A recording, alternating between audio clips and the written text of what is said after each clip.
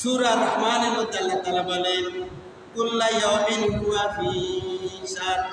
আল্লাহ তাআলা এক এক সময় এক এক শানে থাকেন। আল্লাহ রাব্বুল ইজ্জত সব সময় শানের মধ্যে নিমগ্ন থাকেন, তবে এক এক সময় এক এক শানে তিনি থাকেন। বিশ্বনবী মুহাম্মদ রাসূলুল্লাহ সাল্লাল্লাহু আলাইহি ওয়াসাল্লাম যখন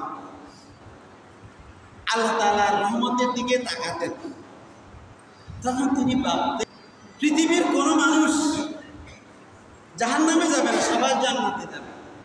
এই জন্য তিনি একবার আল্লাহ তাআলার রহমতের শানে নিমগ্ন থাকা অবস্থায় বলেছেন, মা মিন আবদিন ক্বালা লা ইলাহা ইল্লাল্লাহ ফাদাখালাল জান্নাহ।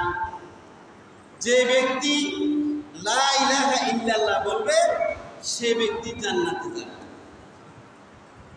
ক্বালা আবু যার ওয়া ইন সানা ওয়া ইন সারাকা। তখন হযরত আবু যার গিফারি রাদিয়াল্লাহু তাআলা আনহু বিশ্বনবী মুহাম্মদ সাল্লাল্লাহু আলাইহি ওয়াসাল্লামকে প্রশ্ন করলেন, ইয়া রাসূলুল্লাহ, যদি সে ব্যক্তি জিনা করে এবং চুরি করে?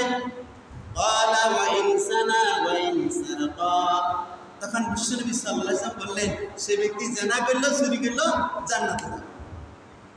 হযরত আবু যার গিফারি রাদিয়াল্লাহু তাআলা আনহু এই বিষয়টা তিনবার প্রশ্ন করলেন, হুজুর ওই লোক যদি জিনা করে বা চুরি করে? তখন বিশ্বনবী সাল্লাল্লাহু আলাইহি ওয়াসাল্লাম তিনবার একই উত্তর দিলেন, সে ব্যক্তি জিনা করলে, চুরি করলে সে ব্যক্তি কোথায় যাবে? জান্নাতে যাবে। আবু যার গিফারি রাদিয়াল্লাহু তাআলা আনহু বললেন, আমি কি এটা মানুষের কাছে বলবো না? তখন রাসূল কারীম সাল্লাল্লাহু আলাইহি ওয়াসাল্লাম বললেন, অবশ্যই তুমি মানুষের কাছে বলবে। তখন আবু যার গিফারি রাদিয়াল্লাহু তাআলা আনহু অলিতে গলিতে ছুটাছুটি করলেন এবং বলতে লাগলেন, হে ভাই সব, মান ক্বালা লা ইলাহা ইল্লাল্লাহ ফাদাখালাল জান্নাহ। যে ব্যক্তি লা ইলাহা ইল্লাল্লাহ বলবে সে ব্যক্তি জান্নাতে যাবে। এই কথা বলতে বলতে বলতে বলতে হযরত ওমর রাদিয়াল্লাহু তাআলা আনহু ভাষা পর্যন্ত যখন গেছেন, হযরত ওমর রাদিয়াল্লাহু তাআলা আনহু ভাষা থেকে বাহির হয়ে তিনি বললেন, এরে আবু যার তুই কি বলছস? এই কথা বলছে তাড়াইলিছে। হযরত আবু যার গিফারি রাদিয়াল্লাহু তাআলা আনহু রাসূল কারীম সাল্লাল্লাহু আলাইহি ওয়াসাল্লামের কাছে দৌড়ে চলে গেছেন।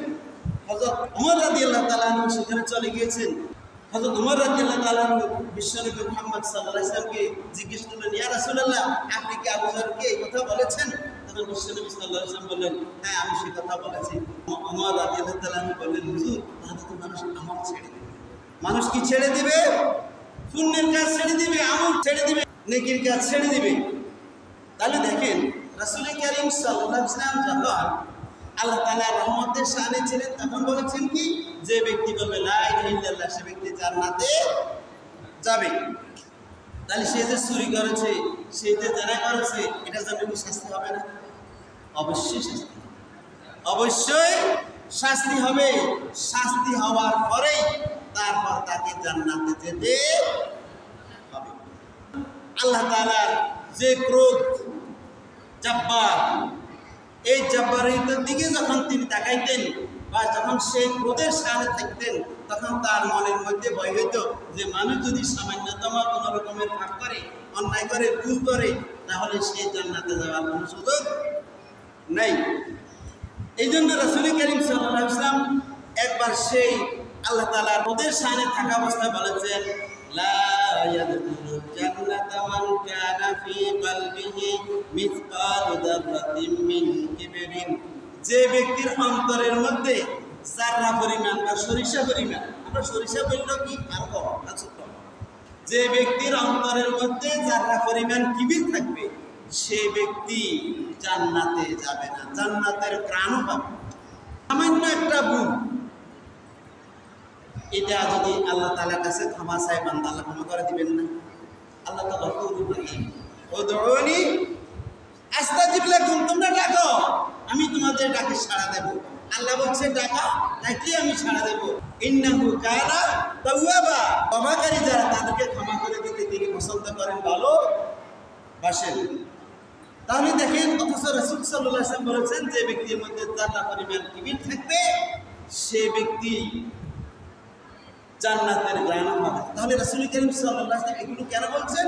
ওই যে তিনি আল্লাহ তাআলার শান সবসময় থাকতেন, তিনি কখনো আল্লাহ তাআলার রহমতের শানে থাকতেন, আবার কখনো তিনি আল্লাহ তাআলার যে ক্রোধ রোদের সামনে থাকতেন। বিশ্বনবী মুহাম্মদ সাল্লাল্লাহু আলাইহি ওয়াসাল্লামকে আল্লাহ তাআলা পাঠিয়েছেন কেন? আমরা সবাই মানুষ না? আমরা সবাই মানুষ। মানুষ কিন্তু হাইওয়ান। মানুষকে বলা হয় হাইওয়ানে নাতিক। এটা বালাগাত মন্তিকের ভাষা, দর্শন মানে যুক্তিশাস্ত্রের কথা। মানুষকে বলা হয় হাইওয়ানে নাতিক, বাক শক্তি সম্পন্ন প্রাণী। মানুষের মধ্যে যখন মানবিক গুণাবলী থাকে তখন সে মানুষ। আর মানুষের মধ্যে যখন মানবিক গুণাবলী থাকে না তখন আল্লাহ তাআলা কি বলেছেন? উলাইকা কাল আনাম বাল হুম আদাল। সে ব্যক্তি চতুষ্পদ প্রাণীর মতো অথবা তার চাইতেও নিকৃষ্ট। এখন মানুষকে মানবিক গুণাবলী সম্পন্ন করতে হলে একটা আদর্শের দরকার, একটা শিক্ষকের দরকার, একটা মুআল্লিমের দরকার, একটা ট্রেনিংয়ের দরকার, প্রশিক্ষণের দরকার। বিশ্বনবী মুহাম্মদ সাল্লাল্লাহু আলাইহি ওয়াসাল্লামকে আল্লাহ তাআলা পাঠিয়েছেন এই ট্রেনার হিসেবে, এই প্রশিক্ষক হিসেবে, এই মুআল্লিম হিসেবে, এই শিক্ষক হিসেবে। এই জন্য বিশ্বনবী সাল্লাল্লাহু আলাইহি ওয়াসাল্লাম বলেছেন, বুইসতু লিউতাম্মিমা মাকারিমাল আখলাক। আমি মানুষের মানবিক চরিত্রকে সুষমামণ্ডিত করার জন্য, সৌন্দর্যমণ্ডিত করার জন্য, সুন্দর থেকে সুন্দরতর করার জন্য এই ধরাতে প্রেরিত হয়েছে। একজন মানুষ পরিপূর্ণ মানুষ হওয়ার জন্য বিশ্বনবী মুহাম্মদ সাল্লাল্লাহু আলাইহি ওয়াসাল্লামের অনুসরণের বিকল্প আর কোনো পথ নেই। এই জন্য কবি বলেন, বালাগাল উলা বিকামালিহি কাশাফাত তুজা বিজামালিহি হাসুনাত জামিউ সালিহি সাল্লু আলাইহি ওয়া আলিহি।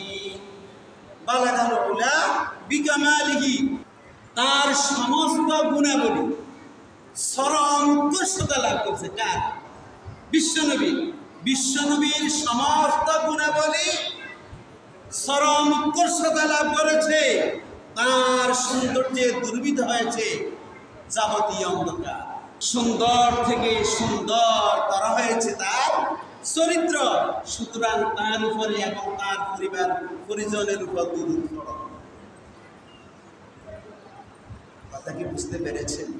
মানে একজন মানুষের যে গুণাবলী থাকা উচিত, প্রত্যেকটা গুণ বিশ্বনবীর ছিল 100তে 100, 99 নয়, 100তে 100। টৈটম্বুর ভরপুর, উপসে পড়া, চরম উৎকর্ষতা লাভ করেছে। এই একজন ভালো মানুষ হওয়ার জন্য এই চরম উৎকর্ষতা সম্পন্ন এই আলোওয়ালা, এই বাতিওয়ালা মানুষের অনুসরণ করা ছাড়া সে আলোতে আলোকিত হতে পারবে না। আসুন আমরা সকলে আমাদের জীবনকে আলোকিত করার জন্য আলোওয়ালা, সেই বাতিওয়ালা বিশ্বনবী মুহাম্মদ সাল্লাল্লাহু আলাইহি ওয়াসাল্লামের আদর্শকে জীবনের প্রতিটি পরতে পরতে অনুসরণ করি। আল্লাহ